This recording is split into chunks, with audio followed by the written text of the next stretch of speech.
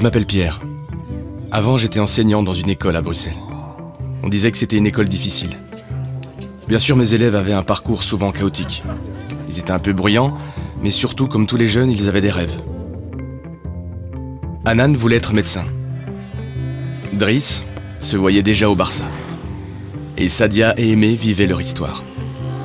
Et moi, je tentais de guider leurs rêves d'ado. C'était bien. Chaque jour, je traversais le canal qui séparait mon quartier de leur quartier. Et là, j'étais mal car c'était comme franchir une frontière entre deux mondes. Je constatais impuissant qu'un fossé de préjugés et d'intolérance s'était creusé entre les communautés. Nous vivions sur des îlots qui ne se mélangeaient pas, ne se parlaient pas, ne se connaissaient pas. J'étais vraiment très mal. Et puis un jour, j'ai eu peur. Le 22 mars 2016, je suis passé par hasard devant la station de métro de Malbec à 9h28. J'ai aidé Sophie, une jeune femme gravement brûlée suite à l'attentat. Je suis resté que quelques minutes avec elle, pour la réconforter. Elle avait à peu près l'âge de ma fille. Ce jour-là, j'ai vu ce dont la haine de l'autre est capable. Depuis, j'ai peur. Peur pour mes enfants, peur pour mes élèves, peur que mon monde se replie encore plus. Peur de ce que je vois à la télé. Peur de ces discours qui pointent l'autre comme cause de nos problèmes. Comment sommes-nous arrivés là?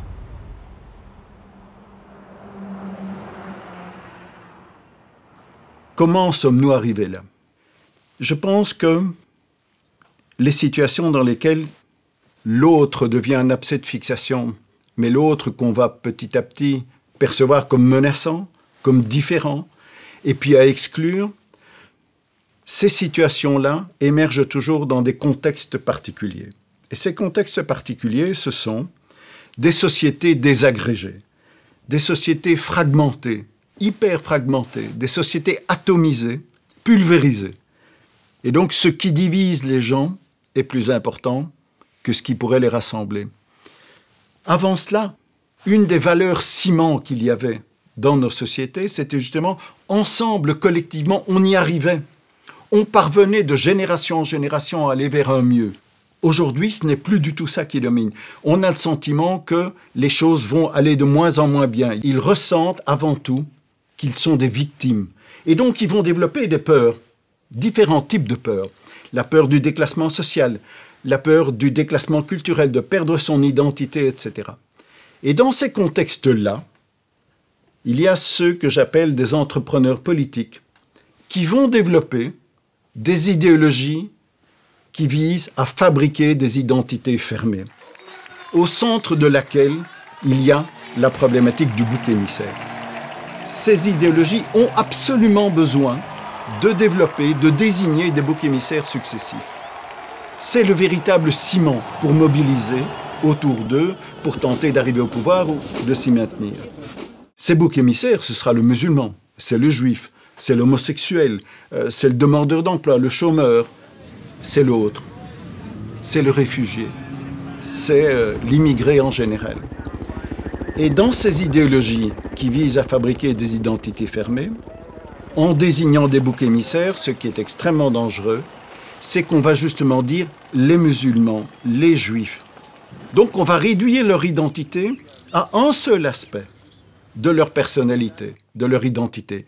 On va ne voir, en un groupe d'individus, que le fait qu'ils soient musulmans, que le fait qu'ils soient juifs, que le fait qu'ils soient réfugiés. Et comme nous l'a appris Amin Maalouf, lorsque l'on réfléchit, lorsque l'on raisonne, lorsque l'on perçoit les autres à travers la mono-identité, ça conduit toujours à un moment ou à un autre à des identités meurtrières. Et donc ce sont des sociétés ou des contextes sociétaux dans lesquels on ne peut déboucher que sur de la violence.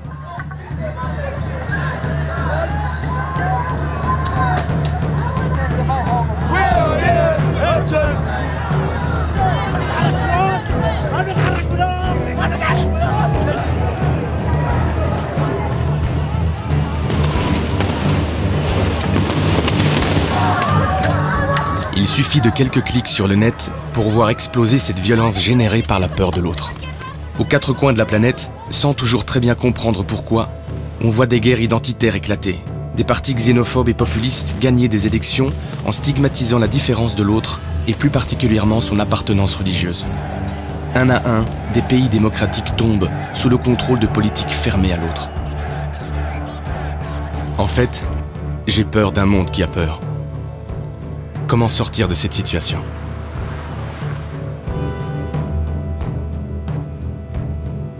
Nous devons absolument construire un contre-discours. Et notre grand défi, justement, c'est de tenter de faire exister un projet alternatif dans ce contexte-là, de résister, d'imaginer des micro-sociétés dans lesquelles des individus d'origine, de religions différentes tentent malgré tout de construire autre chose et qui expérimentent le vivre ensemble entre des gens qui viennent de croyances différentes, de systèmes religieux différents. Je crois que le témoignage de ces cas-là est essentiel à montrer, de manière à pouvoir faire toucher du doigt qu'aujourd'hui, on doit garder espoir et il y a moyen de construire autre chose, il y a moyen de construire une société ouverte. Parce qu'on doit garder espoir, je suis parti à la rencontre de ces femmes et ces hommes qui luttent contre le repli sur soi et le rejet de l'autre. Je voulais comprendre comment ces résistants osent bousculer leurs certitudes, leur foi pour recréer des ponts entre des communautés divisées et apporter des solutions à nos peurs. En écoutant leur histoire, je voulais découvrir comment ils s'y prennent pour mettre en place des projets ouverts à tous et dépasser le vivre ensemble pour arriver à faire ensemble. Si la première cause d'un monde de repli est la victimisation, je devais voir comment les victimes d'hier peuvent néanmoins construire des projets de réconciliation innovants. Et je me suis dit qu'il fallait commencer là où le faire ensemble semblait le plus compliqué, dans un pays qui a connu un conflit identitaire, la Bosnie.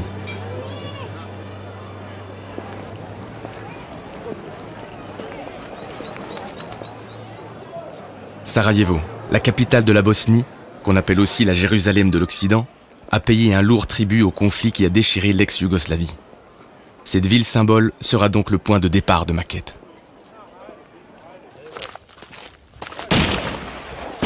Je me souviens, j'avais 30 ans quand la guerre a éclaté en Bosnie, dans ce pays si proche de chez moi.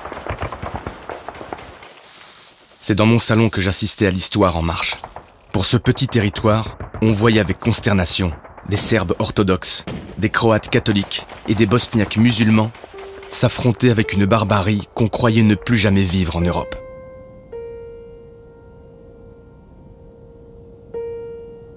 C'est dans ce contexte que je rencontre ma première résistante, Nujema.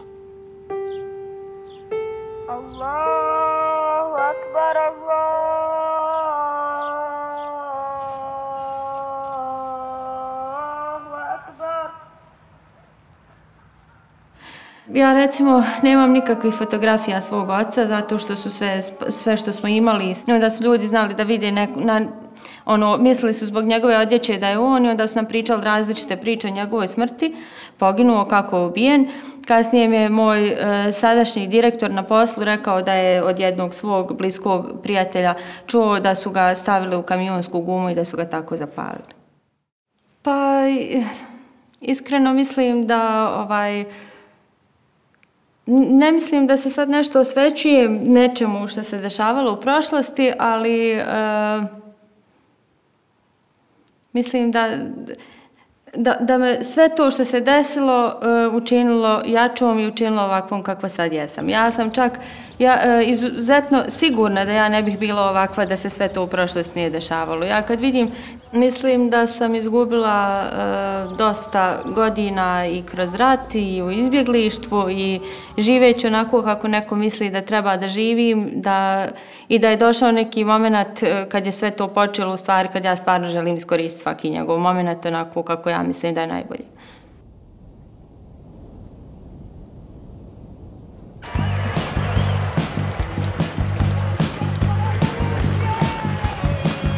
Well, for Nujema's case, I think her persistence comes from, probably genetics as well. I'm sure her father had some of this, and I think these kind of people are just born like this, they're just born to be leaders, to move people, and, it's possible.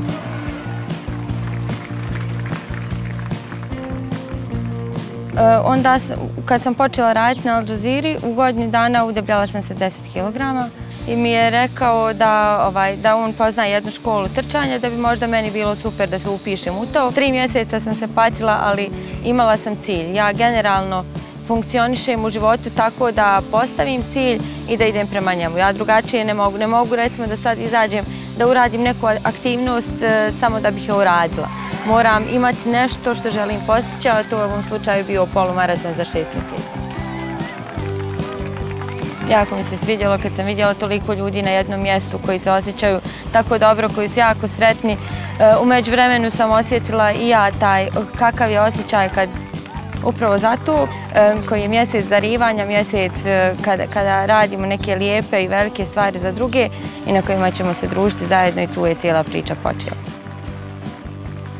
Cette histoire qui commence en 2017 est unique, car malgré les tensions encore existantes entre les communautés, Nujema décide de créer en plein cœur de Sarajevo une équipe de course à pied où se retrouvent des Serbes, des Croates, des Bosniaques. Le groupe se nomme Tito, qui est l'abréviation en bosniaque de Terčanje i to, ce qui se traduit à peu près par courir et plein d'autres choses. Et je vais vite découvrir qu'effectivement, courir n'est qu'un prétexte pour un objectif plus large, se rencontrer, changer sa vision de l'autre, faire tout simplement sauter les barrières et recréer des ponts entre les communautés. Actually, sport is the best way to meet other people. In this group, you forget about Bosnia, you forget about war, you forget about everything that happened. I'm a Muslim, he is not, but you can't see that in our group. We are all the same. We dare to dream that one day it will not be just in our group, it will be all over Bosnia and Herzegovina. And my opinion is that Nujema is, actually I will say again, Nujema is guilty for that. I was afraid of Muslim people. I will have to admit that. I was afraid of people with long beards. I was afraid of women wearing hijab, especially women wearing niqab. And then all of a sudden there is one woman, she's a lot shorter, a lot thinner than me, and she's changing my entire world. She's changing my perceptions. She's changing everything that I know, everything that I am. I had my animosity towards people. I had my doubts, I had my suspicions, and in 10 days, all of that, it was gone. Ja sam razmišljala o tome zapravo zašto je to nama svima toliko bitno i onda sam došla negdje do zaključka da u stvari mi nemamo nikakve zajednice koje funkcionišu ovdje. I onda je nama, mislim, vjerovatno svima kulturološki bilo potrebno nešto gdje mi svi možemo da se povežemo kao normalni ljudi, da možemo da funkcionišemo i da nemamo tih nekih prepreka i barijera koje će nas razdvajati u bilo kom smislu.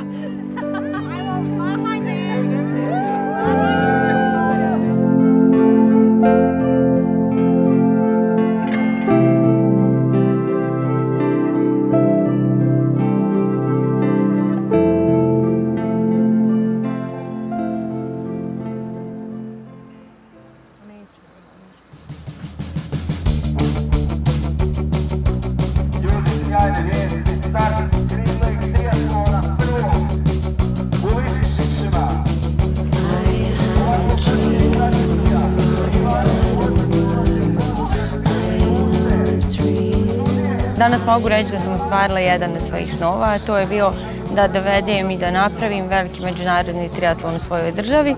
Ja sam shvatila u životu da mi se situacije ili tako namještaju ili ih možda ja nesvjesno tako namještam, da volim da idem tamo gdje neko nije ništa napravio. Želim da iskrčim put, ja onda idem dalje.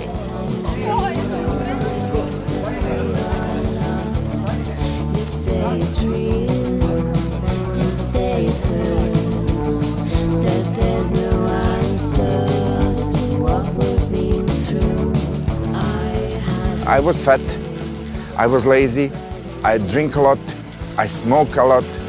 I was on the verge of suicide. If you want to do something, you have to change your opinion of people. And I changed my opinion of people, especially those people. I was afraid. You have to beat your inner demons, things that hold you back, things that keep your mind closed. Yes, everybody can change.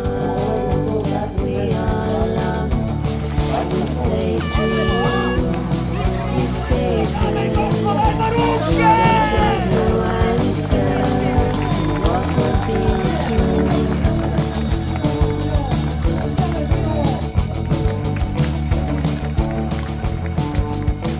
When I think about Nujaima as a leader, be a leader and to move people to be better. That is her perfect leadership skills.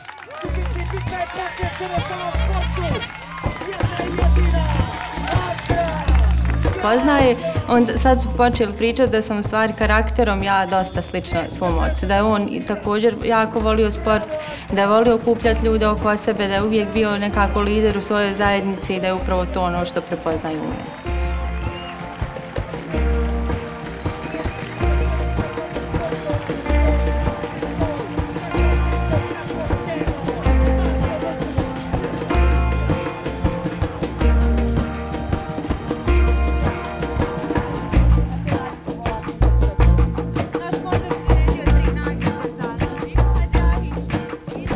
Nujaima started with her personal goals, but now she has moved hundreds of people to do the same. I mean, now people look up to her, really, and they look up to her, they want to be like her. They want to open up, they want to do things like she did, you know, they want to get out of their little tiny micro world, you know, and then go out and see whatever, you know, there's so many things in the world we can do. J'ai passé des heures à parler avec Nujaima, et sa philosophie de vie est tellement claire. Ne pas regarder en arrière, ne pas rester victime de son passé, mais au contraire puiser dans celui-ci la force de rebondir pour agir. S'ouvrir à l'autre par le sport pour faire tomber les préjugés, c'est la réponse de Nujaima pour ne plus avoir peur de l'autre. Très active dans le milieu associatif en Bosnie, Nujaima me conseille aussi de me renseigner sur un projet de réconciliation mené par Kemal, un survivant des camps de concentration serbes.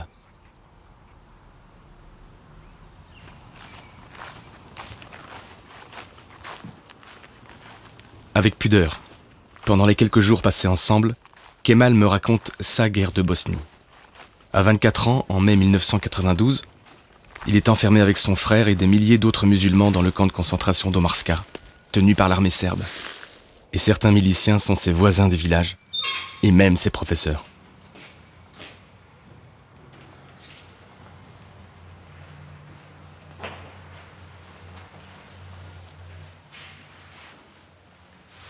So we are inside the White House. Spring, summer 1992, this formed part of the Omarska concentration camp. No one actually wanted to end up inside this building. So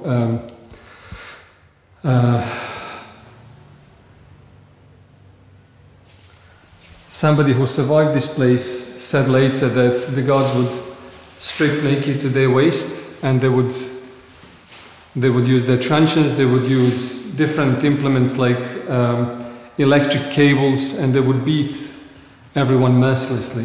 And there was a window facing the ground, and they opened it. They wanted us to hear what was happening inside the room. We heard some screams and, you know, tables and chairs flying across the room because of the violence. But there was no way to hide, so it was terrible.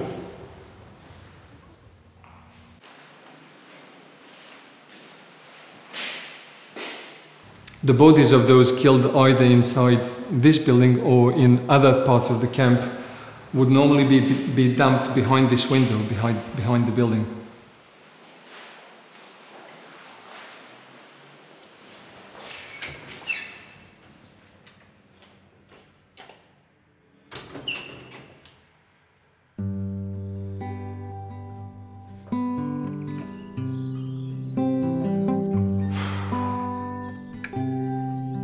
It was very, to put it mildly, it was very uncomfortable to see your friends and neighbors of yesterday suddenly threatening you. When I was old enough, I realized that my attackers saw me as a Muslim, as their enemy. So when I was released, when I arrived in England, I was angry. I hated them, and I say I hated them with passion. I imagined, killing them, and you may say, well, imagining killing someone and being able to do it are two different things. But I was so dehumanized that I probably would be able to kill and feel absolutely nothing. At this point in time, I was a victim.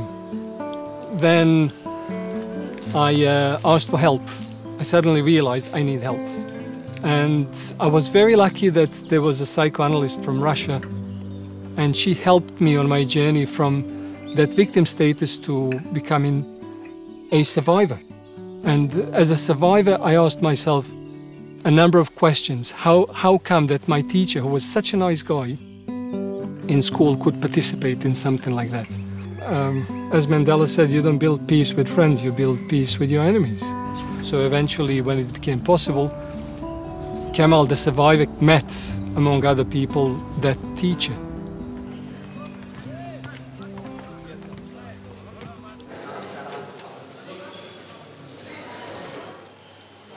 Profesor Zorić, mene se ne sjećate?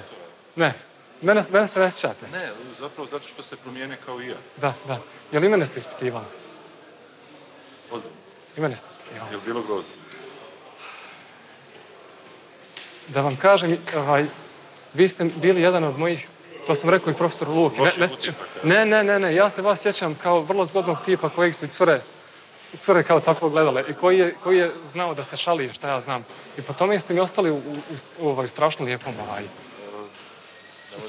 utisku. Ne zajebavam se. Kako se osjećate vezano za to? Da li vam smeta? Naravno, pobudim se. I u to sam vrijeme htio pomoći. Da. Naravno, nisam mogao. Zbog okoline. Svoji ili ne svoji. Verbalno na kraju. Da. Znači, bio sam tamo sadesio. To je moj problem što sam se našao vjerovati pogrešno vrijeme. So I kept thinking about forgiveness, but when we think of forgiveness is how do you forgive someone who will not even acknowledge that what they did was wrong? I don't judge them. I know what they did, but I don't want to play their judge or their prosecutor. So I was very lucky that in early 2008 I finally said, I forgive you. I just said it. I didn't really think what I was about to say. I just said it. And I felt a huge sense of relief. You know, life is too short. You know, you need to let go of things. It was very painful, but I want to live my life to the full. And I want to be a useful human being, you know, in this society. I want to be an active citizen. And so... Et Kemal est devenu ce citoyen actif en créant l'association qui se nomme Most Mira. Et sa traduction m'a tout de suite plu. Most Mira means a bridge of peace in English.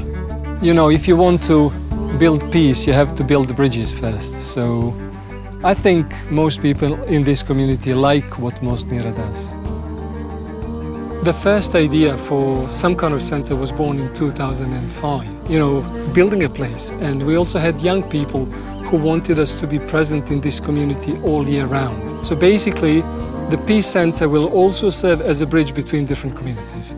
And the location is quite symbolic because this was the first house to be destroyed in the village. It's located across the field where I and other villagers were rounded up in May 1992, and before the first people were taken and tortured inside the school. There's a lot of symbolism because we are building something new from the ruins of the past, something better.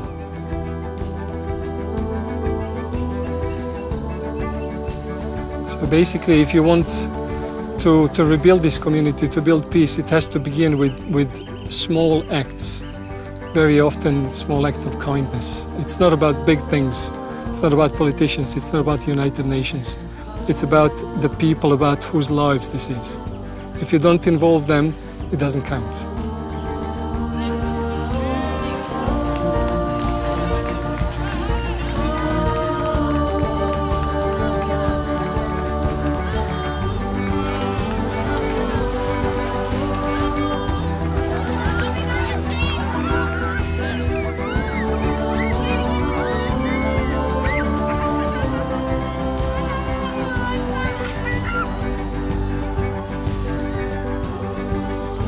Soon I'm going to become a father. I want to do it to teach him to to be a good human being, not to hate those who did to me what they did to me.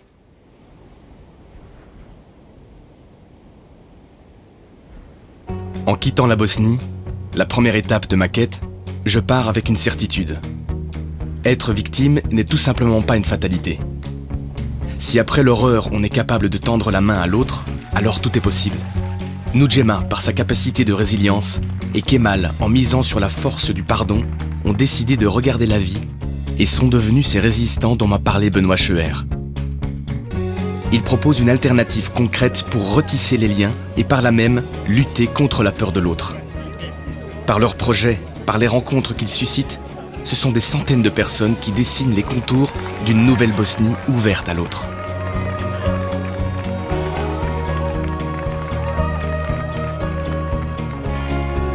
Cette première étape m'enthousiasme et je m'interroge sur ce qui nous permettrait de créer de façon universelle un monde inclusif.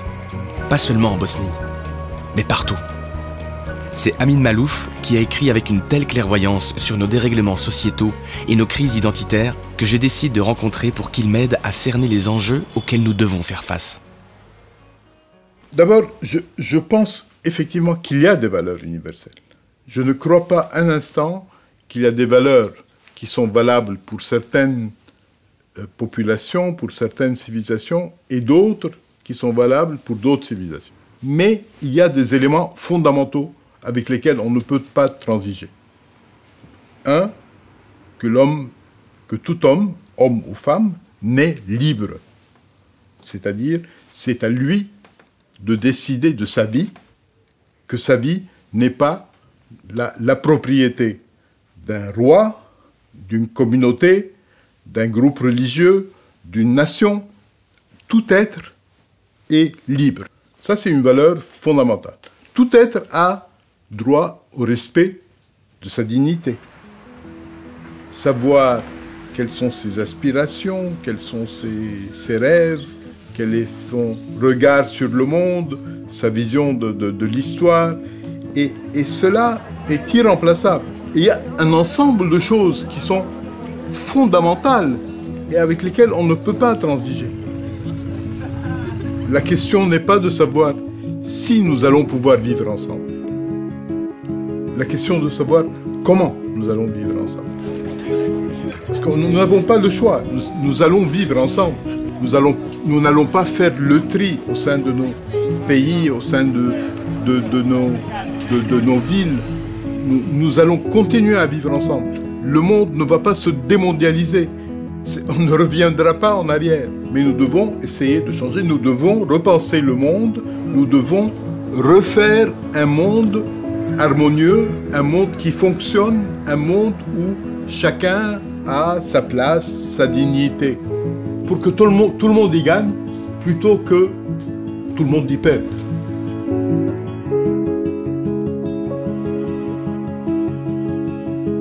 C'est clair. Puisque l'enjeu dans un monde global est la dignité, c'est avec évidence que la deuxième étape de ma quête me conduit à la rencontre de ces femmes et ces hommes qui se battent pour créer ces sociétés qui auraient cette valeur comme pilier. Comment s'y prennent-ils? Je me rends au Liban, où la dignité humaine y est mise à rude épreuve par l'arrivée massive de réfugiés sur ce tout petit territoire. Les chiffres donnent le tournis. Au cours de ces dernières années, ce pays a accueilli plus du double de réfugiés que tous les pays d'Europe réunis. Pour faire simple, au Liban, 1/3 de la population est réfugiée. Aucun pays dans le monde ne doit faire face à une charge économique et sociale aussi importante. Aujourd'hui, la vaste majorité des Libanais exprime avec vigueur son ras-le-bol face à cette situation qui bouleverse leur mode de vie. طريقة تفكيرهم هن وطريقة عيشتهم كثير مواضيع بتفرقنا عن بعض منهم وعم ياخذوا حتى الشغل من طريق اللبنانية كمان بوظائف بمطاعم بمحلات صار عبء كبير على لبنان ما عاد يقدر يتحملهم يعني بهالشكل هيدا صار بيسوى انه يمكن يرجعوا على بلادهم يعني It's about time يعني. C'est dans ce climat tendu que se déroule ma rencontre avec le docteur Jamal, ce résistant hors norme qui travaille dans le camp de Kefraya, au centre de la plaine de la Bekaa. Malgré les vives oppositions, le docteur Jamal refuse de tomber dans le repli et la peur en accueillant et soignant les Syriens que la guerre a chassés de chez eux. Et son ouverture à l'autre va même plus loin. Dans un pays où le confessionnalisme est omniprésent, ce docteur, chiite de confession, soigne les réfugiés syriens, des sunnites, et ceci en travaillant pour un ordre chrétien. Ça, c'est vraiment unique au Liban.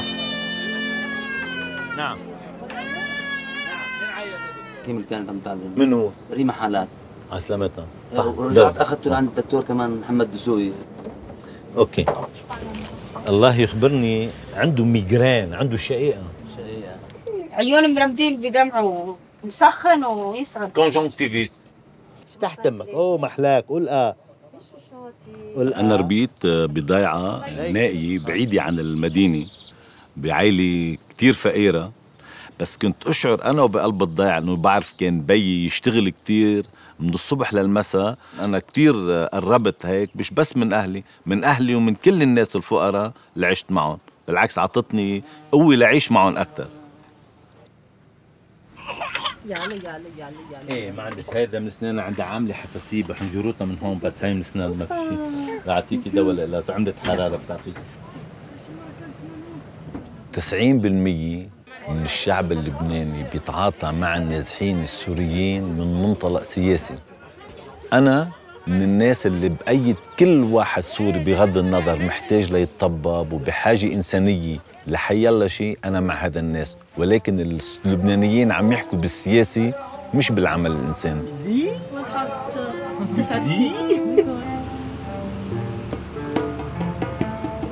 Dans l'ordre de ma Syriens, Palestiniens, Libanais, chrétiens, musulmans, ça ne fait rien pour nous. C'est un patient, c'est un être humain, et point à la ligne. On va aller à ce jour-là dans les camps, le camp 009, 010 et 040, c'est 3 camps. C'est un 3 grands camps.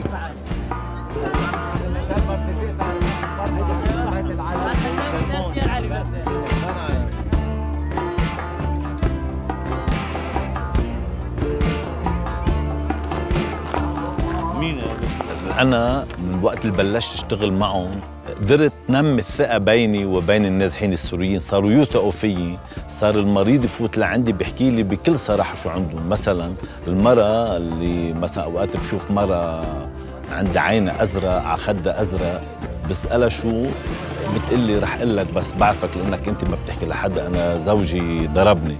بمزح معها بنسيها بقول لك اوكي ما تعودي تخليه ينام حدك، بتقلي شو بدك اكل قتلي تاني مره تانية يعني. ولكن هذا الامر لو كان بزعجني بس ما بنكرز منه، لاني بعرف ظروف الحياه عندهم كثير قاسيه وكثير صعبه بهاي الخيمه. شو بدهم يعملوا بهاي الخيمه؟ ماكل شيء. شو كنت مطعميتين؟ ضيقه على ضيقه كثير. هلا نحن ما انا مره وحده برمضان عملت صباع وشربت صباع. انت بدك تعطيه حبه ساعتها. يا ريتك ساعتها قلت له من الصيدليه يطفي بعد شي ساعه. ساعتها بده ياخذ دواء. لو تقولي لي ساعتها او تحكي مع ابو شلاش كان يحكي معي. حكيت مع الحكيم قال لي صوري لي اياه على الساعه 4 انا شفت. بس يصير عمره شهرين خذي لقحه 2، كل لقاح ل2 مرقك دغري. انا لو كان زحمه عالم روحي انت قولي لي انا بنتي بنت بوشلاش، قولي لي الله يلعن ابوك، قولي لي هيك خلص مزبوط. يلا خطرك يلا خطرك. يعني احيانا كثير هن اولاد بيسخنوا وبيمرضوا، فجاه هيك يجي الباص، يعني باص الدكتور جمال بيجي بيحكم، ناس كثير بترتاح، يعني بيعطيهم دواء سخونه كل شيء، يعني نسوان الحوامل بيساعدهم. اكيد كإنسان عم يعمل هيك، لو مو هيك ما عمل يعني. مش مبين في هون عنا مشاكل. بدك هيدي الكلية هون. ايه عرفت، معي صبي قالوا لي، بس المفروض بولد بالشهر السابع. اول شيء هيك يكبر، بس انه الله اول فعل شيء انه الله يخلي لي يعني هيك طيب، انه ما ويكبر اسوي له بيت، يصير بيدرس، يصير استاذ محامي. هذا هو المهم، انه شيء يعني منيح.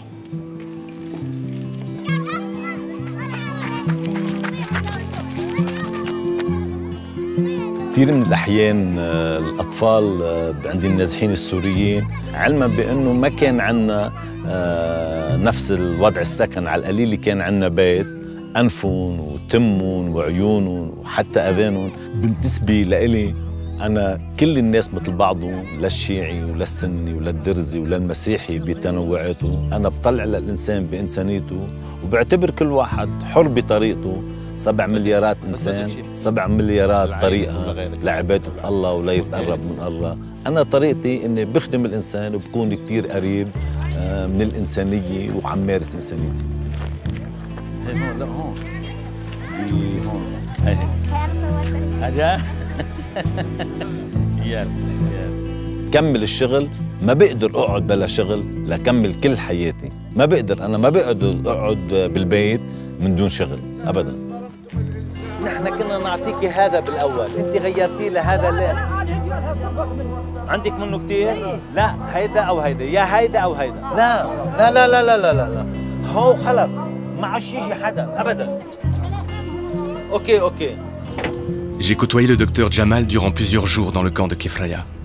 Et ce qui m'a frappé, c'est l'engagement qu'il met à voir en chacun de ses patients une personne sans aucune étiquette identitaire, qu'elle soit confessionnelle ou nationale. Comme il aime le marteler, ce sont des patients, des frères. Ses paroles et ses actes redonnent aux réfugiés leur dignité humaine.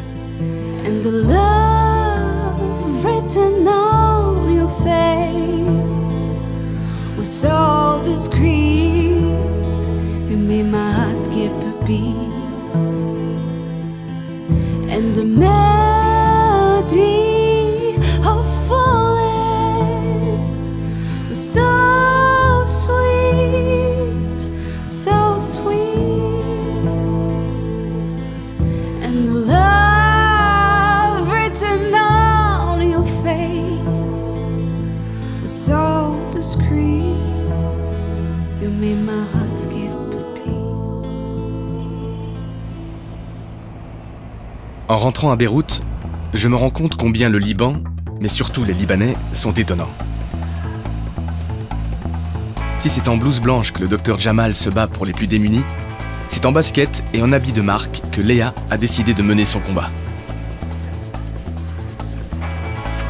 Léa, c'est l'histoire d'une jeune femme chrétienne appartenant à la bourgeoisie de Beyrouth. Après une scolarité dans les meilleures écoles, elle entame sa carrière comme consultante dans de grands cabinets. Une vie confortable qui suit la route imaginée pour elle. Mais un jour, elle décide de quitter sa zone de confort et part à Tripoli, à 130 km au nord de Beyrouth, dans un tout autre univers pour mener à bien, avec les populations locales, un ambitieux projet de reconstruction. Mais qu'est-ce qui a bien pu la pousser à mettre ce chaos dans sa vie?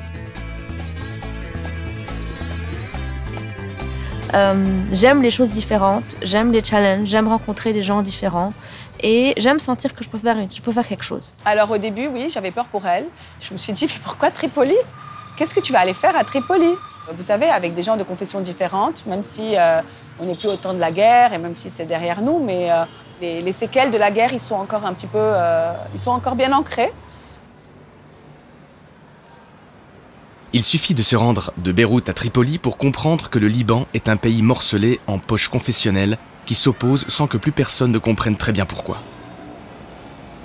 Dans la capitale du Nord, on me parle de cette guerre des pauvres qui opposait, jusque tout récemment, deux quartiers populaires qui se font face. Celui de Bab el-Tebene et celui de Djab el-Mossen, respectivement sunnites et alaouites. Les tirs de Kalachnikov et des mortiers ont fait dans ces quartiers voisins des milliers de morts. Dans la rue qui servait de ligne de démarcation entre les combattants, la rue de Syrie, les enfants occupent à nouveau le terrain.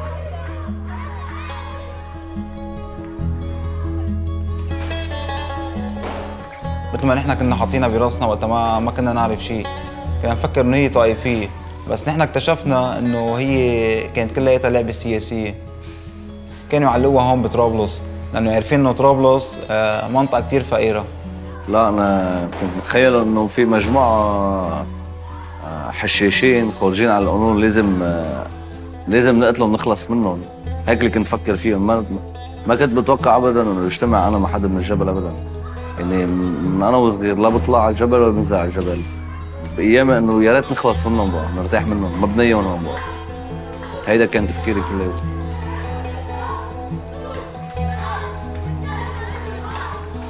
C'est dans la rue de Syrie que Léa a établi le siège de son ONG March, qui a pour but de reconstruire ensemble les commerces et de former les jeunes à un métier. واجت صراحة على طرابلس، كانت ما صار لها المعارك، ما كان صار لها 3 شهور خالصة المعارك وقت اجت على طرابلس. قدرنا انه نغير كثير اشياء. صرنا نعمل مشاريع باب الذهب، وصلنا هلا ل5 مشروع باب الذهب اللي كان هو عبارة عن تظبيط المحلات بشارع سوريا وبجمال محسن.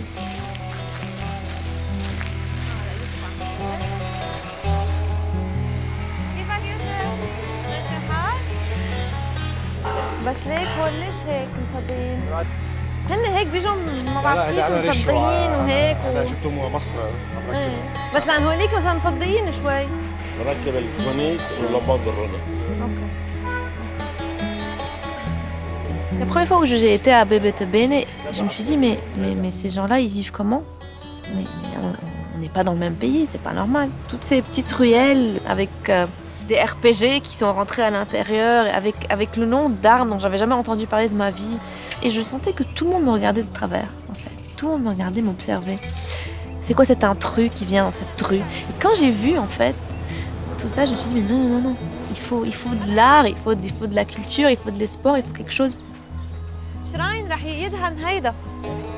ايه يعني كله هيدا رح يندهن، هيدا الدرج كله رح يندهن، ففي يندهن هيدا اللي كمان اللي وراه. وين رح نزرع؟ بس أنا مش عم بفهم وين رح نزرع؟ الرأي زراعي وراهم.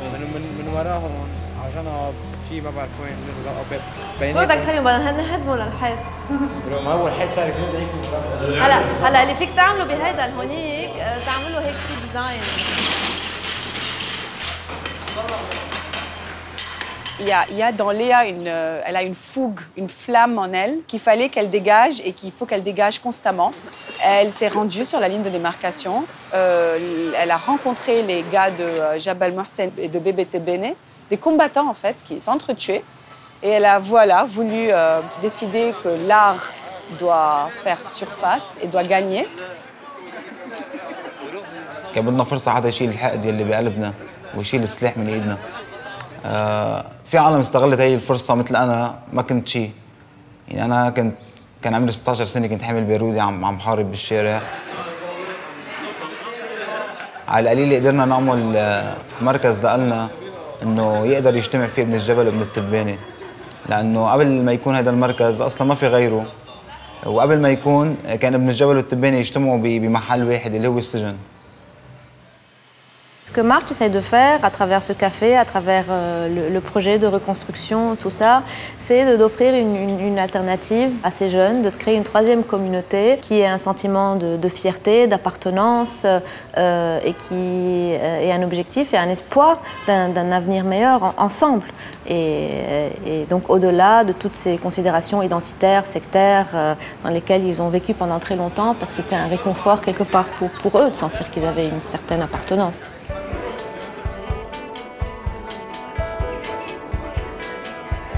هالجمعية طلبت منا انه اذا بتحبوا تتسجلوا بجرافيك ديزاين في دورة للجرافيك ديزاين مع جمعية مارتش لليا بارودي.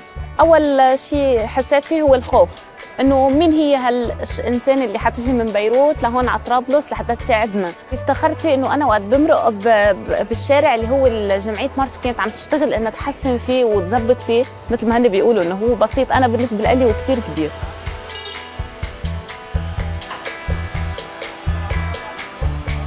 ايه عملوا فرص عمل للشباب، ما ميزوا، ما قالوا له انت سني او انت علوي او انت مسيحي. انا شايف في هون مرض بهالجسد، معدة ما بهبطه كله او ما بشيله كله، عم صلح لك شيء وشيء. انتبه.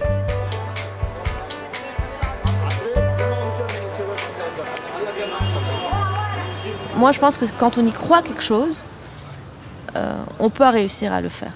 Parce que quand on y croit, c'est contagieux. Mais c'était devenu comme un challenge parce que tout le monde me disait non, ça va pas marcher. Tu vas te faire tuer, ça va jamais marcher. Ça, c'est des gens qui... C'est ancré en eux depuis 50 ans, depuis 60 ans. C'est toujours le problème par rapport à l'autre, c'est ce qu'on suppose qu'il pense de nous, en fait, plutôt que ce qu'on pense vraiment de lui.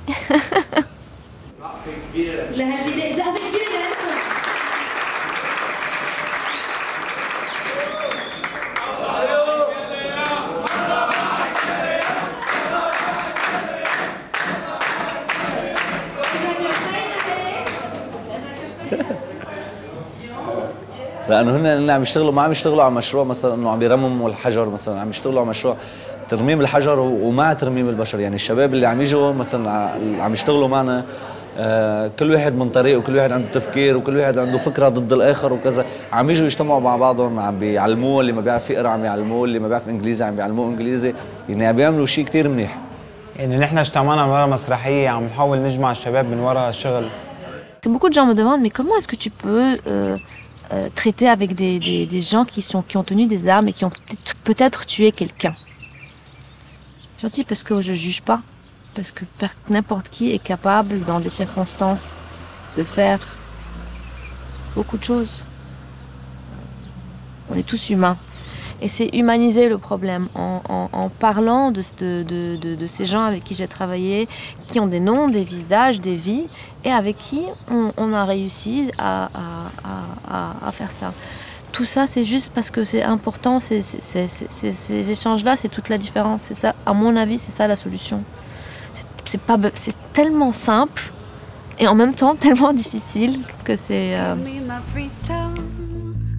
Give me myself back, give me my soul, give me my heart, give me my freedom. Et c'est vrai que la solution de Léa semble si simple. Humaniser l'autre en lui donnant un nom, un visage, et ne l'enfermant plus dans sa seule appartenance communautaire ou religieuse. Car comme le dit si bien Amin Maalouf, si c'est notre regard qui enferme souvent les autres dans leur plus étroite appartenance, c'est aussi notre regard qui peut les en libérer. I was a little girl trying to do her best. I was a little girl trying to find a nest. I'm looking for a home, looking for a break from the mess you made. On voit dans toutes les parties du monde des individus qui sont des résistants. Parce qu'ils ont des croyances, parce qu'ils ont sans doute un système de valeurs très fortes. Ils peuvent essayer par de la contagion culturelle de promouvoir certaines idées. Et je pense que parmi ces valeurs qu'ils ont sans doute acquises par la transmission familiale, dans les réseaux scolaires, etc., ou en lisant un livre, ou en regardant un film, il y a une des valeurs cardinales qui est le respect du droit à la dignité pour tout être humain. Ils ont cette valeur qui est chevillée au corps. Et cette valeur signifie qu'on ne va plus jamais chosifier un individu ou l'animaliser. Give me my freedom, give me myself back, give me my soul, give me my heart, give me my freedom, give me whatever you took from me there. Mais peut-on aller plus vite? Comment accélérer cette contagion culturelle dont nous parle Benoît Schoeher? Comment faire pour que ce mouvement d'ouverture qui semble émerger gagne ce combat contre la peur? Nous faisons face à des défis extrêmement importants.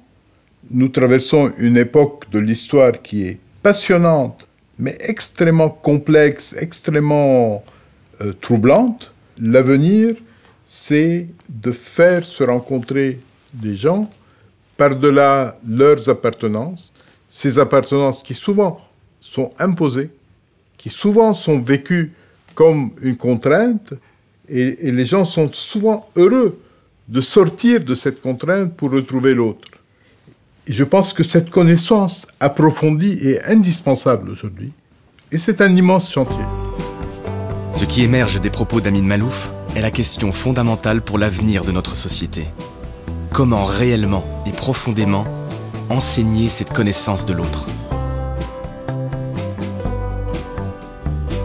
Les États-Unis, ce pays construit sur la diversité religieuse et des peuples, est l'endroit idéal pour aller observer notre futur.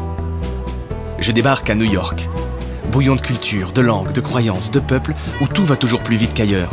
Cette ville où la rencontre à l'autre est une réalité quotidienne.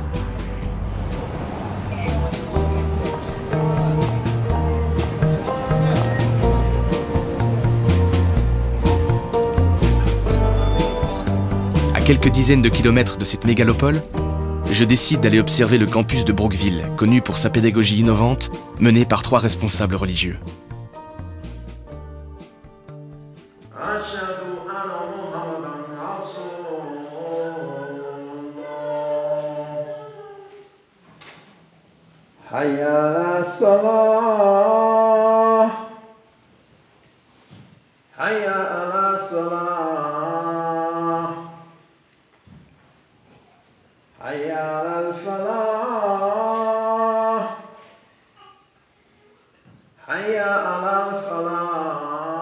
What we are doing at Brookville Church is the most radical thing that any Reformed church in America is doing. So please stand if you are able. Om Shalom. Om Shalom. We had a very unique opportunity to build bridges between 3 major religions, Islam, Christianity, and Judaism. So I started introducing the faith leaders to each other, and very quickly we discovered that we had the exact same passion for building reform in our respective faith traditions.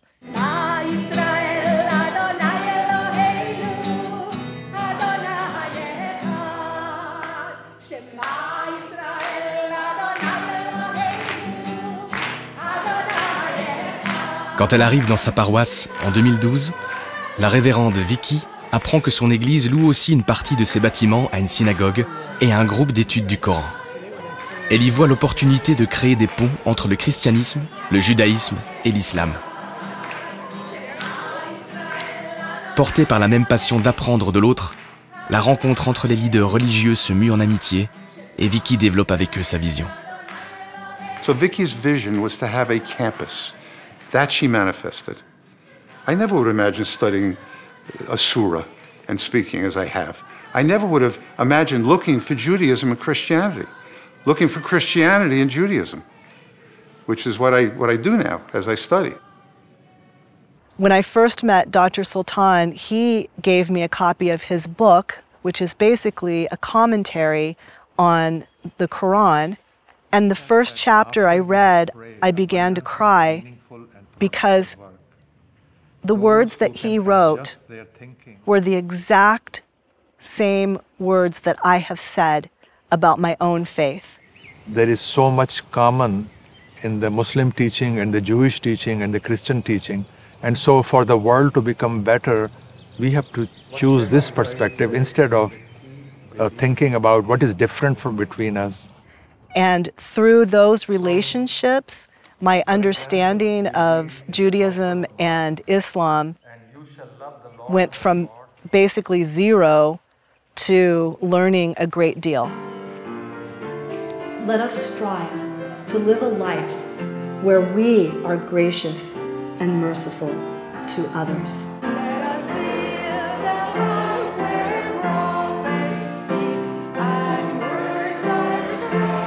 We all put the names of our faith communities on the sign as a statement to say that this is our permanent home. We're very clear in the fact that we are not blending the religions. Every prayer group, every Bible study, every Quran study, every worship service, every Shabbat service, every prayer service is open to any faith.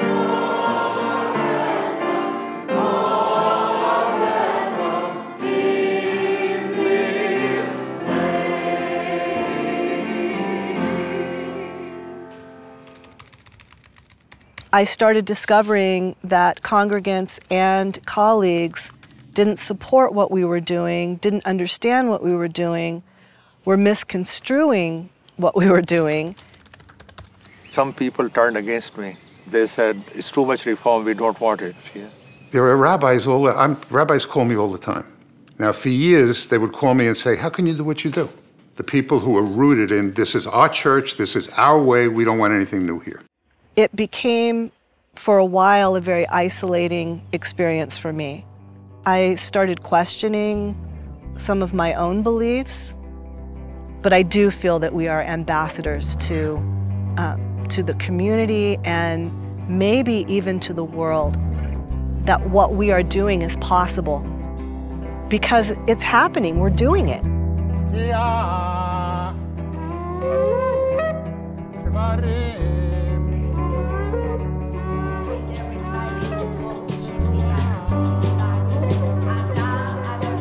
So am I a rebel? I don't see myself as a rebel. I see myself as having made a choice and making a choice every day to choose life and choose love. Does that make me a rebel? To some people who disagree with me, it probably does. And good for them. We're more alike than we are different. I think that fear comes from ignorance. I challenge you to step out of that fear just by meeting somebody who is different from you. Go find someone who is a different religion, a different ethnicity, nationality. Introduce yourself. Get to know them. Find out what makes their heart beat, what they're passionate about. I think that if you will take that step, as fearful as it may be, it will change your world. It will change your whole perspective. It will open up a whole new world to you. And I think you'll be much happier in your life. À Brookville, la révérende Vicky accueille toutes les semaines de nouveaux paroissiens, des couples aux croyances mixtes qui trouvent au sein du campus un lieu pour apprendre. Cela peut être un chrétien avec un juif, un musulman, un athée, un hindou, un agnostique. Bref, toutes les combinaisons semblent possibles. Et même les plus improbables, comme celle que je découvre en Floride, dans la famille de Rory et Arif.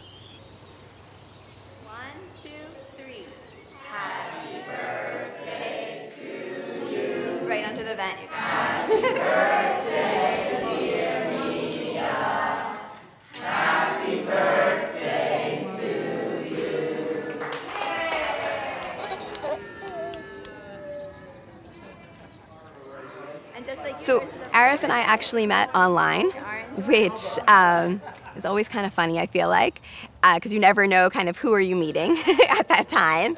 And our first time that we actually met in person, that was the first time we learned that I was Jewish and he was Muslim, that we learned of each other, what our backgrounds were. When I first met her parents, all I can picture her father was coming down with the yarmulke, with the curls, like an Hasidic Jew. Even though she told me he's a regular guy, that's all I could picture in my head for whatever reason. So he actually made a joke, oh, you're Jewish, I'm Muslim, this isn't gonna work out, ha ha ha ha.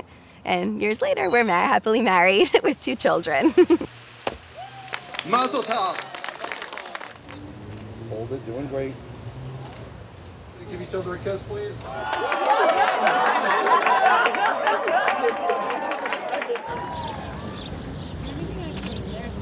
Beautiful.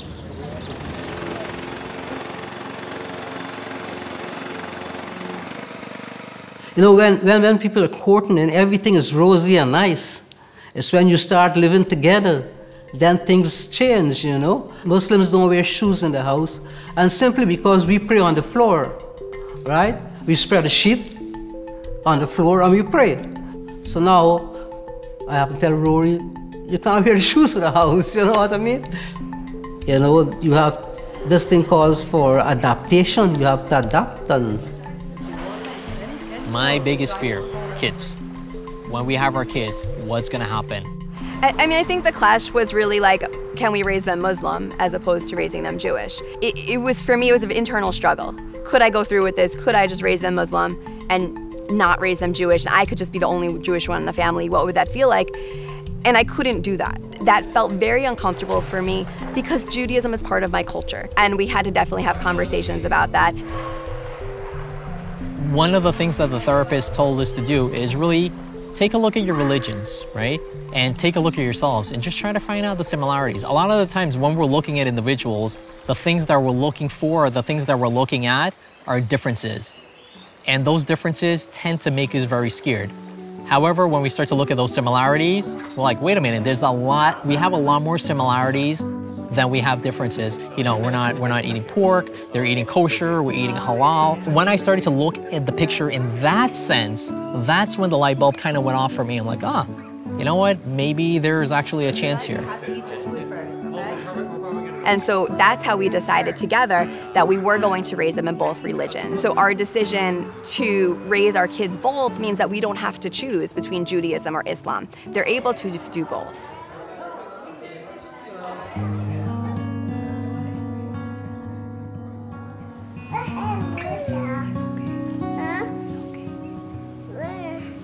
Hayya al-salah, hayya al-salah, hayya al-falah, hayya al-falah. Kartamat ya-salat, kartamat ya-salat. Allahu Akbar, Allahu Akbar. Allahu Akbar.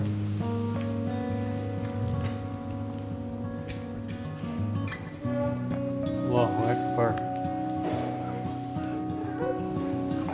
Allahu Akbar.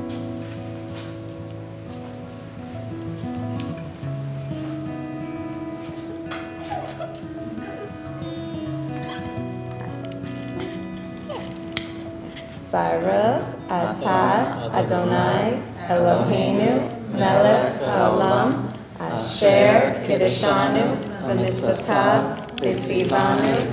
Baruch atah Adonai Eloheinu melech haolam hamotzi lechem min haaretz. Amen. With our kids, if you ask them, you know, what are you? A lot of times people may say, I'm 50% of this and 50% of that.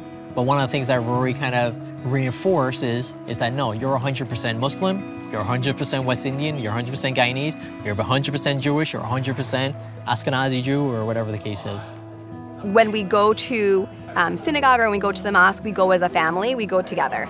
To celebrate Ramadan and celebrate Eid, we do as a family. We'll do Shabbat. When we do Shabbat, we do it as a family, everybody's together. At night, we do a bedtime prayer, and it incorporates a Jewish prayer and a Muslim prayer. So they're exposed to a lot of people on both sides from those backgrounds.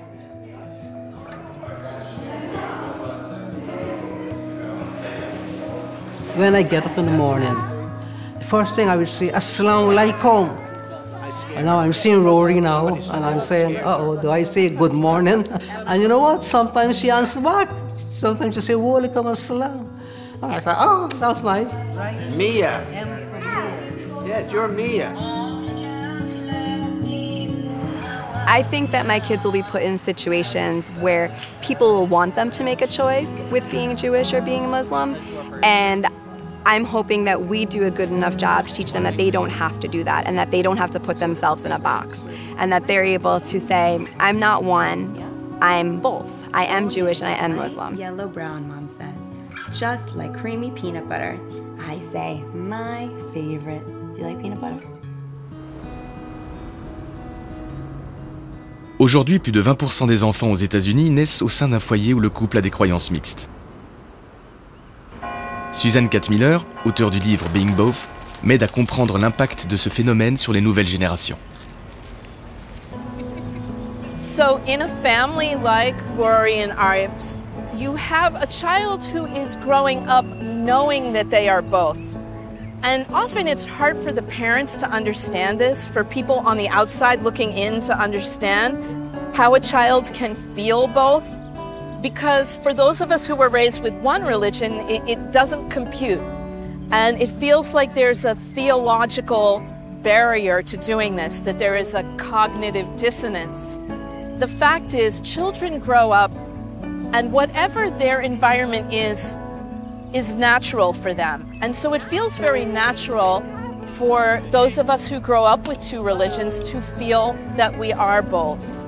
If you raise your children to believe that they are going to be bridge builders in the world, then they take on that role with pride, and you become a peace ambassador. You become part of a world that is going to resist religious violence.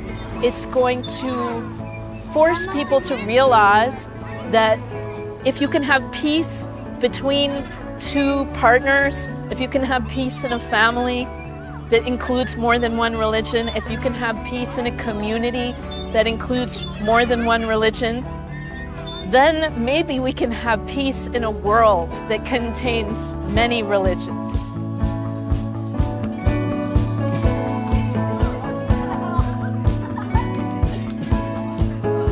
Suzanne stimule ma curiosité. Cette ouverture à l'autre peut-elle dépasser la sphère de la famille et devenir un enjeu d'éducation dans les écoles?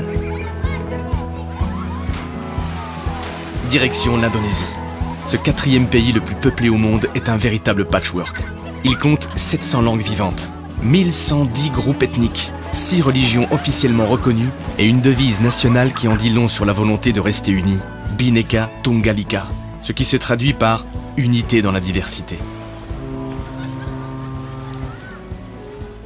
Pourtant, dans l'archipel des Moluques, tout à l'est de l'Indonésie, cette unité a été mise à mal. Au début de ce siècle, et pendant plusieurs années, un conflit meurtrier a éclaté entre les communautés musulmanes et chrétiennes présentes dans l'archipel. Konflik membuat orang terpisah secara geografis. Orang tersegregasi berdasarkan agama secara geografis. Yang Muslim di lokasi yang Muslim di Kristen. Yang Kristen di lokasi yang predominan Kristen. Perjumpaan langsung itu menjadi sesuatu yang sangat penting. Jackie est l'un des principaux artisans de la paix dans l'archipel.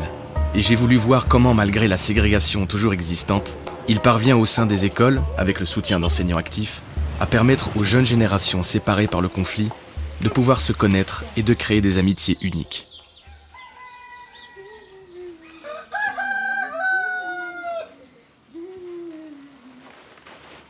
Ella sekarang umur 13 tahun. Saya pergi ke sekolah SMP Negeri 9 Ambon. Misalnya nilai IPA-nya tinggi, itu berarti Ella bisa berpeluang untuk menjadi dokter gitu. Itu bisa meraih cita-cita Ella gitu. Kalau di sekitar tempat tinggal Ella tuh nggak ada agama Muslim tuh, karena ini juga kayak perkumpulan agama-agama Kristen. Gitu.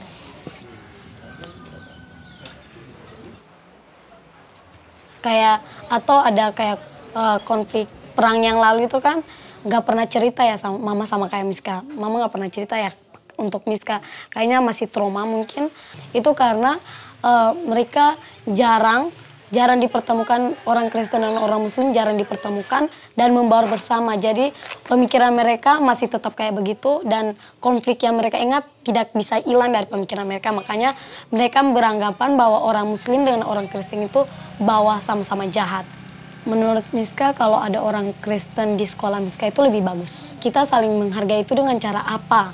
Kita saling mengisi itu dengan cara apa? Jangan ke kamera.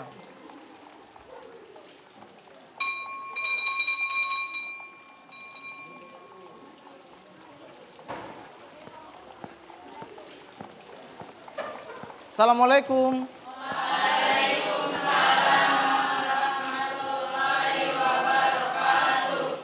Anak-anak sekalian, ini sekarang ini kita mengalami hal-hal yang tidak diinginkan karena bagaimana kita bersikap kepada teman-teman kita.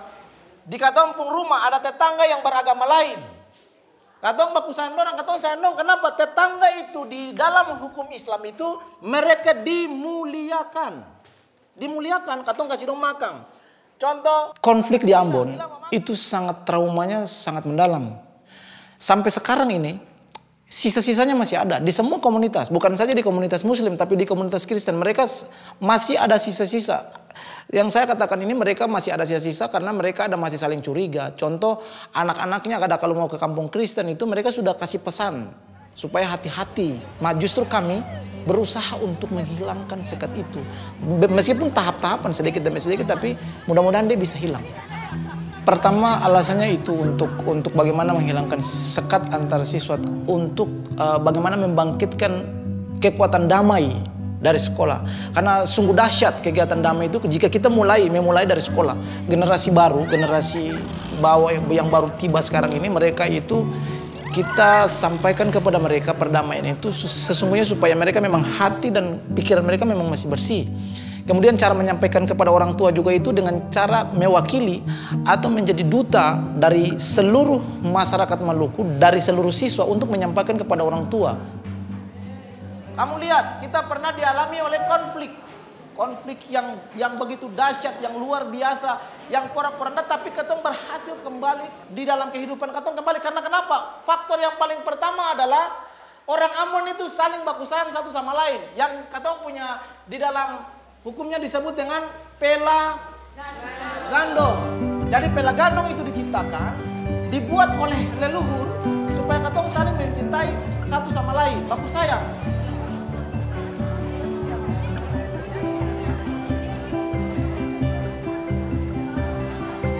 Pela adalah fakta perjanjian yang diangkat antar dua negeri, dua desa adat berdasarkan peristiwa-peristiwa atau kejadian-kejadian tertentu. Dibangun hubungan pela sehingga antar sekolah mereka melihat satu terhadap yang lain sebagai saudara.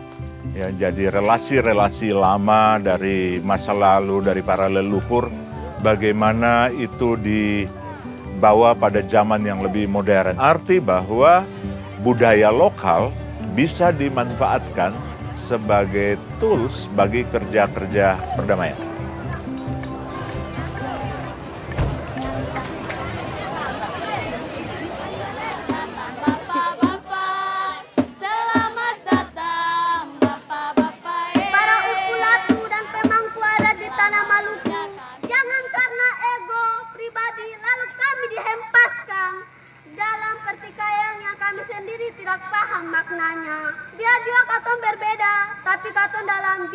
Bhinneka Tunggal Ika. Wassalamualaikum warahmatullahi wabarakatuh. Panas pela ini hendaklah disimbolkan dengan memakan siri dan pinang yang merupakan salah satu instrumen atau unsur adat untuk menyatukan kita. Kami mengundang juga Bapak Cecep dan Ibu Heni. Aneh itu Kristen ke Islam, Islam ke Kristen bagi orang Ambon itu sudah satu kejadian aneh. Kita sudah bikin acara sering sama-sama. Karena siswa kita banyak tersebar di mana-mana, jadi saya pengen kumpulkan dalam satu tempat, kemudian bikin mereka tinggal sama-sama, masak sama-sama, makan sama-sama, dan mereka bermain sama-sama. Jangan hanya kita mengajarkan tentang ilmu pengetahuan, tapi bagaimana kita mengajarkan tentang akhlak, tentang bagaimana cinta kepada sesama. Itu yang membuat saya termotivasi untuk bagaimana membuat perdamaian itu di sekolah.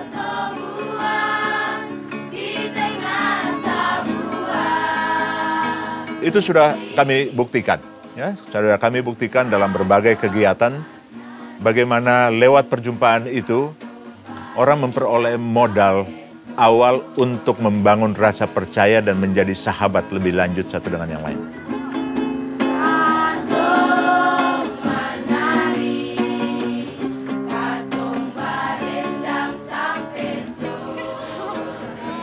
Oh, sekali-sekali kita dance bareng gitu.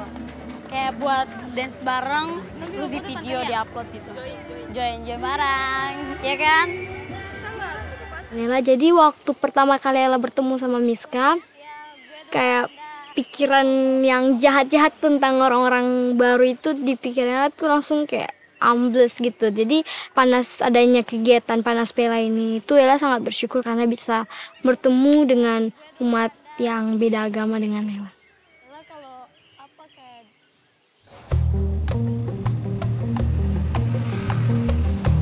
Kenapa saya tidak tahu pasti ya beribadahnya umat Kristen, supaya saya ingin membedakan umat Muslim dengan umat Kristen agar pemahaman saya bisa bertambah dan saya bisa memasukkan yang lainnya ke umat Muslim gitu. Kalau di hari Minggu itu ibadahnya cuma hari Minggu atau hari-hari yang lain juga? Contohnya kalau di gereja Lela sendiri itu biasanya hari Minggu kan ibadah raya. Misalnya sapaan kami di gereja kalau untuk mau masuk bisa shalom gitu. Kalau misalnya kalau agama kita, tapi kalau agama kan Miska kan biasanya assalamualaikum, tutupnya wassalamualaikum. Kalau kita ini shalom.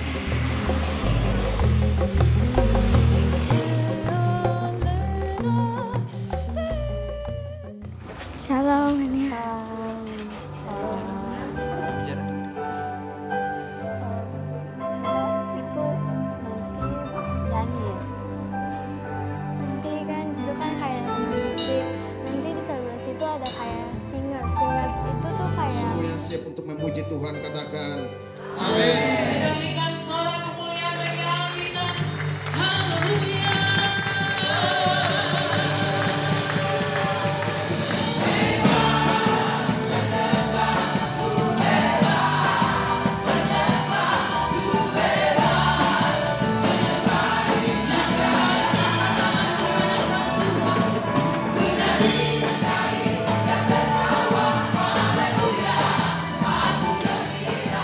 Tapi itu ada bapak-bapak Miska kayak rasa lucu.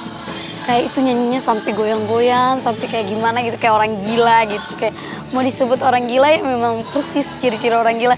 Jadi ya Miska maklumi karena ini kan rumah mereka anggap rumah Tuhan, makanya mereka ingin bersembah, ya Miska maklumi aja.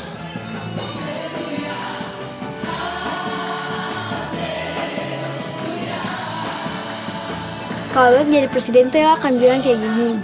Kayak memang ini agak sedikit, ini kayak permasalahan yang cukup rumit ya di Indonesia, tapi Ella akan bilang kayak perdamaian, kayak dikasih sosialisasi. Kayak misalnya kalau bikin kayak panas pela se-Indonesia gitu kan.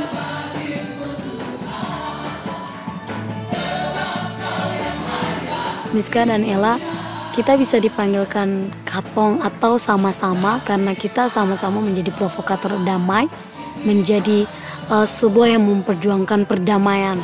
Makanya Katong atau kita wajib dipanggilkan bersama-sama atau bisa disebut dalam bahasa Ambon itu Katong. Katong itu kan sama-sama.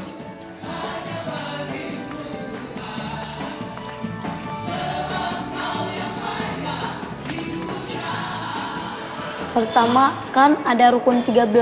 Rukun 13 di dalam sholat. Rukun 13 itu yang pertama berdiri betul. Jadi kita seperti yang di gereja, amin, ya kan?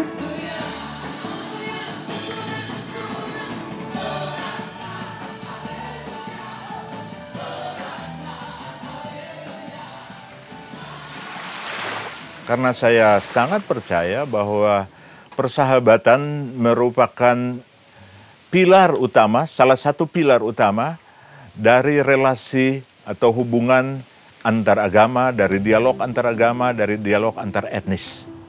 Dans cet archipel, à 15 000 km de chez moi, la recette d'un enseignement basé sur la connaissance de l'autre est mise en priorité dans les programmes scolaires. Ici, les enseignants ont compris, comme le dit Amin Malouf, qu'en ce siècle, il n'y a pas d'objectif plus crucial que de connaître l'autre. Une à une, les pièces du puzzle d'un monde inclusif se mettent en place. Je saisis mieux les ingrédients qu'il nous faut pour tout simplement faire ensemble. Un monde où l'on respecte chaque jour un peu mieux la diversité humaine, où toute personne peut s'exprimer dans la langue de son choix, professer paisiblement ses croyances et assumer sereinement ses origines sans encourir l'hostilité et le dénigrement. C'est un monde qui avance, qui progresse, qui s'élève.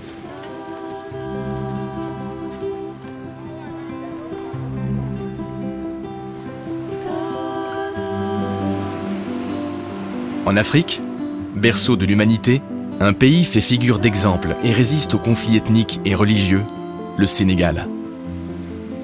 C'est dans ce pays, et en particulier dans le petit village de Palmarin, que je découvre l'existence d'un monde digne et harmonieux.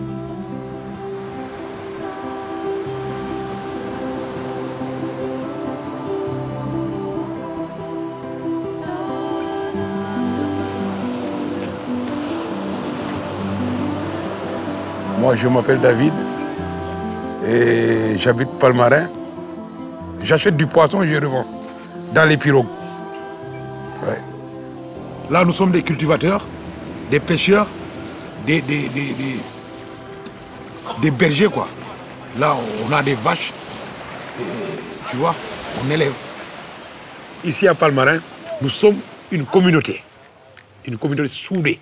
Quand tu touches David, tu touches Ibrahima ou bien Mamadou. Là, tu ne peux pas reconnaître le musulman et le chrétien.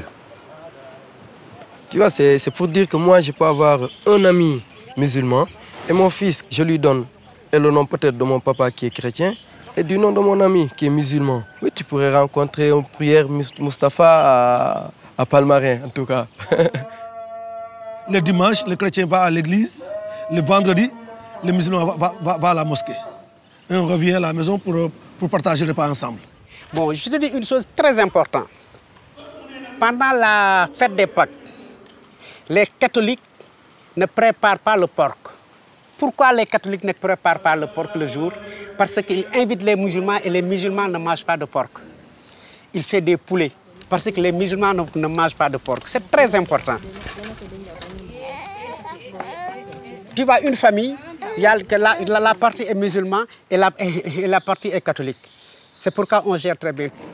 Vous pouvez être même père et même mère, et à côté il y a catholique, à côté il y a musulman. C'est tout, ça se passe très bien comme ça, c'est pourquoi on n'a pas de problème. Tout le monde est famille. On a fait l'école ensemble, on a fait l'enfance ensemble, on a partagé beaucoup de choses, les séances de lutte, tout ça.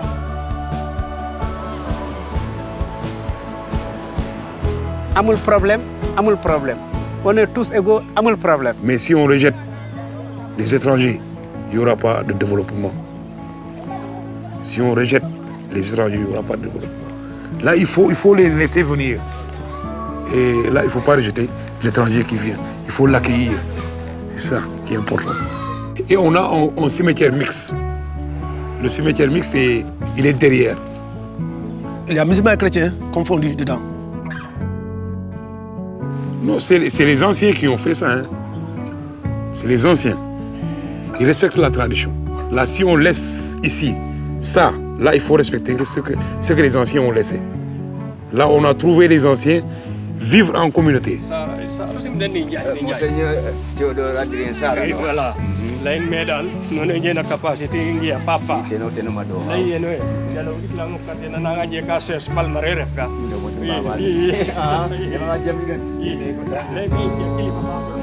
Là, les musulmans, des fois, ils courtisent une chrétienne, ou bien un chrétien courtise un musulman. Peut-être ils peuvent avoir,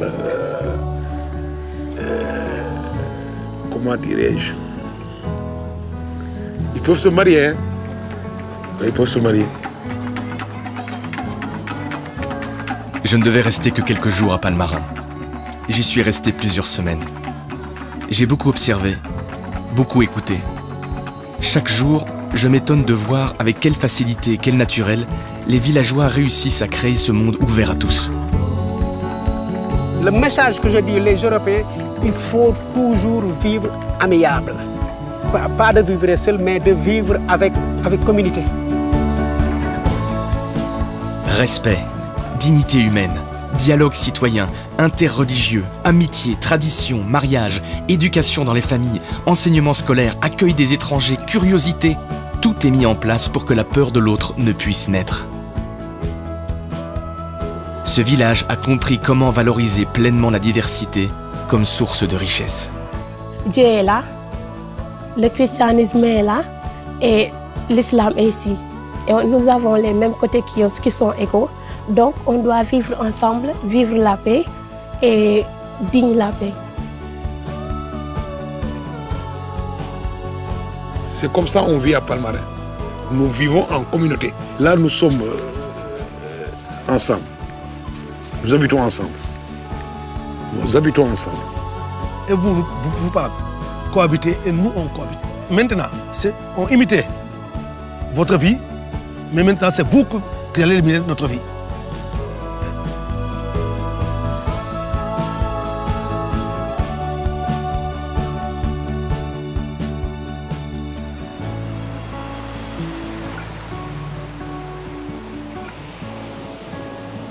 Au fond de moi, je pense la chose suivante.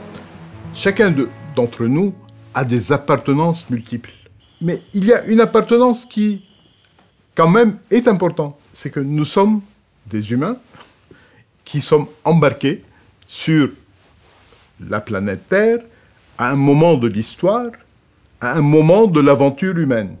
Le fait d'être un des 7,5 milliards d'humains en ce début du XXIe siècle, c'est une appartenance significative qui a une incidence sur notre vie et je souhaite qu'à l'avenir, elle ait une certaine part.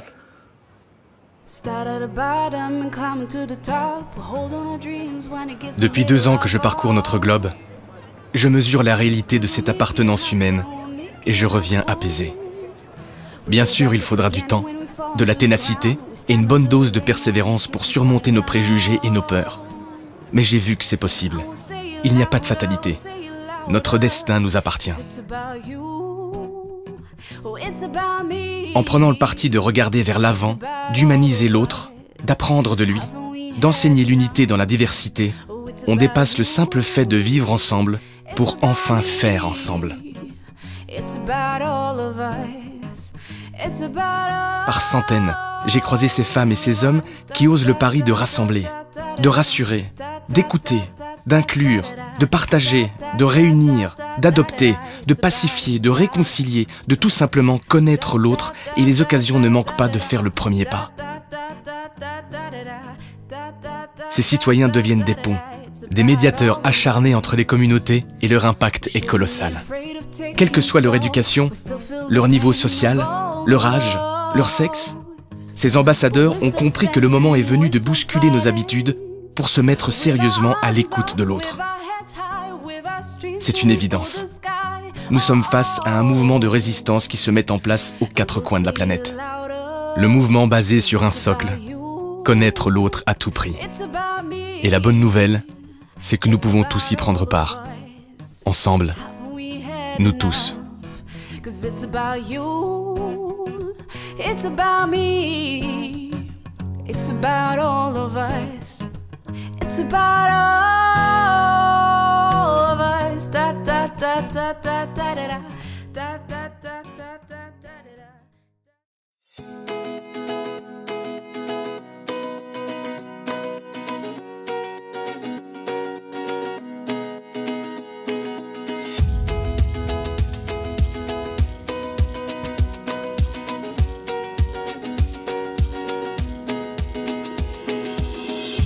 Walking through their land, pure souls and dreams ahead.